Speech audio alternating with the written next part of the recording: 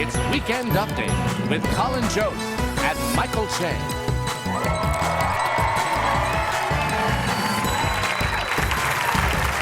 Good evening, everyone. Welcome to Weekend Update. I'm Colin Jost. I'm Michael Che.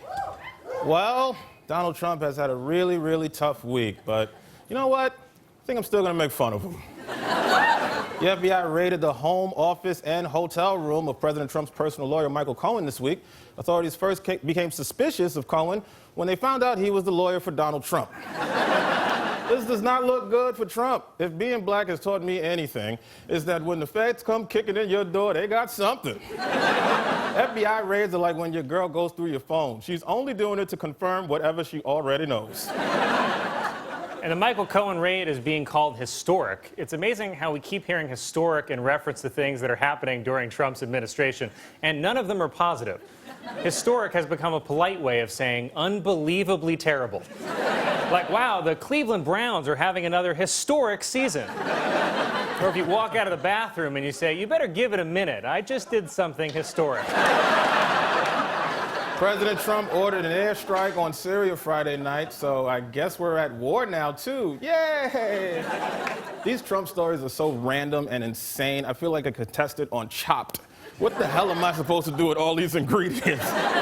I mean, I knew he was going to try to create a distraction, but I thought it'd be something small, like tweeting the N-word at Tristan Thompson. I didn't know he was going to put us in a full war. Plus, isn't he going to jail soon? He shouldn't be signing us up for stuff. He should be kissing us on the forehead and telling us to take care of mommy. In his memoir, A Higher Loyalty, James Comey calls President Trump ego-driven and said that he is untethered to truth.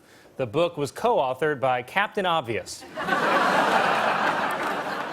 President Trump responded to the claims in Comey's new memoir, calling him a leaker and a liar, which coincidentally is also the name of the video the Russians have. According to James Comey's new memoir, President Trump denied allegations in the Russian dossier, saying, "I'm a germaphobe. There's no way I would let people pee on each other around me." First of all, you can't call yourself a germaphobe when you're out there raw dogging porn stars.